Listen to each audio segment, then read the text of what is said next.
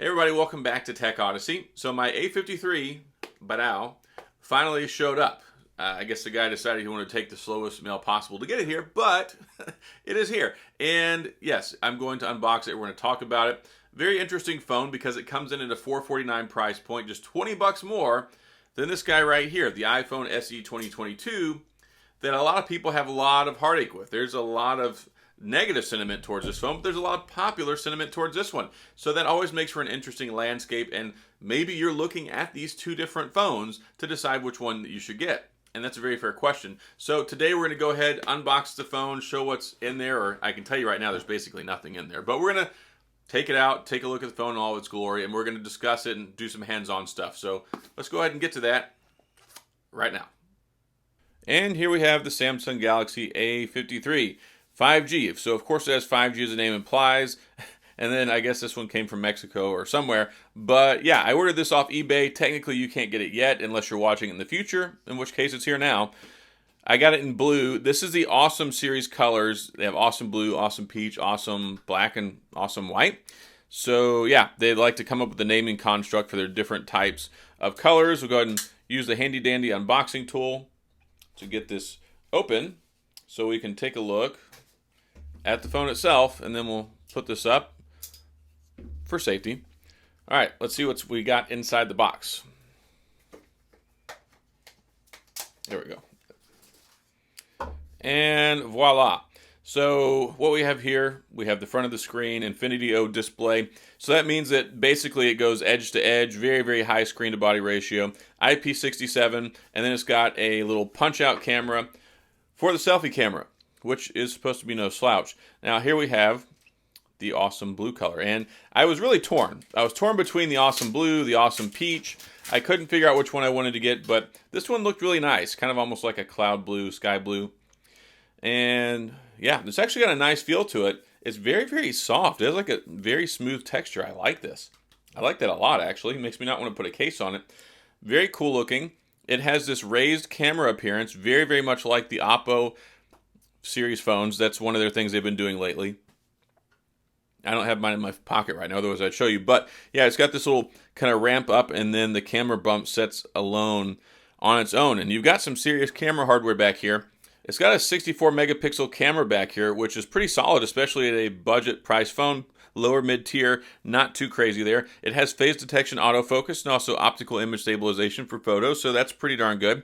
And then you also have a 12 megapixel ultra wide and a 5 megapixel macro and depth sensor, which will really help out with those more true to life portrait images with the real bokeh effect. Not just software, it's got a lens for it, and then the LED flash.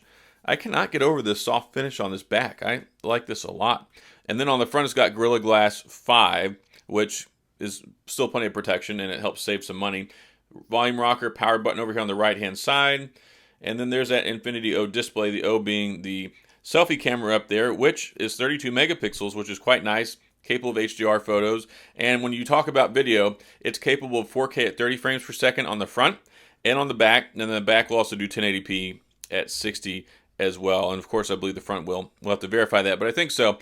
And 5,000 milliamp battery, which is pretty substantial. No wireless charging, but it does have 25 watt wired charging.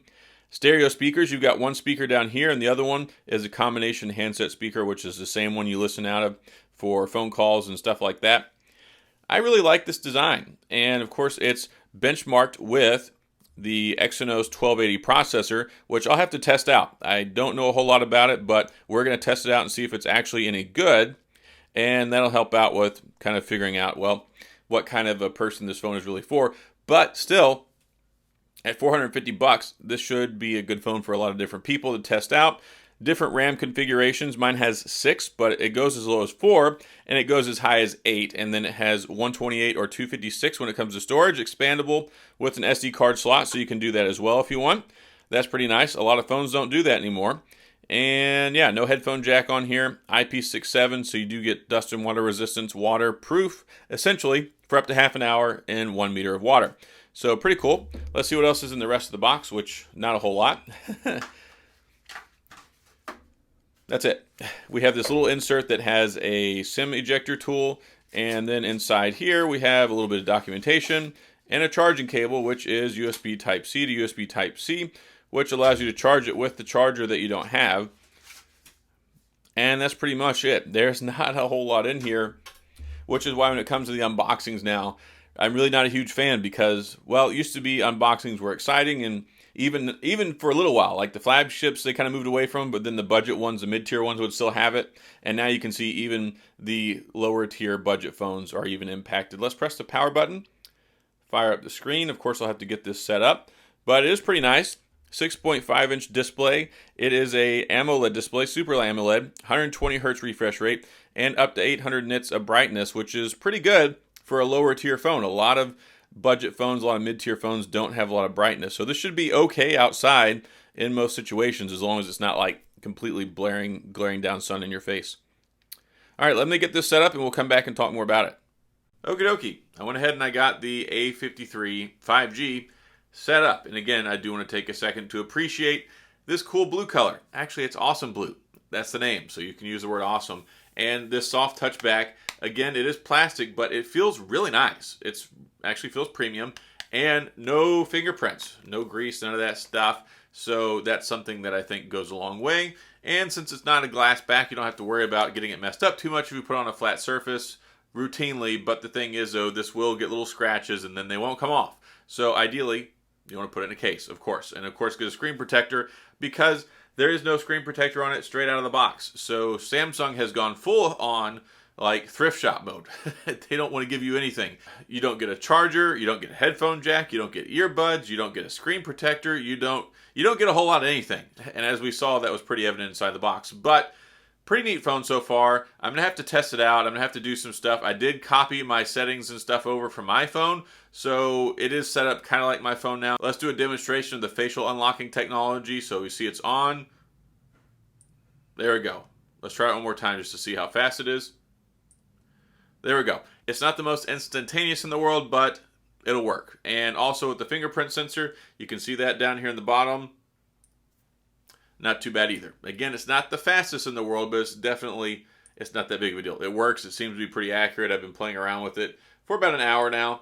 I got to go download and set all this thing up. But I did go through optimize some settings. Of course, I turned off adaptive brightness because that's not my thing. But with the 5,000 milliamp battery, it should be pretty good. 120 hertz is on by default, which is nice. So I do appreciate that they don't have it on the 60 hertz straight out of the box. But with 120 hertz, you get the nice smooth scrolling and all that stuff. It'll be good for Twitter, good for Instagram, good for playing games.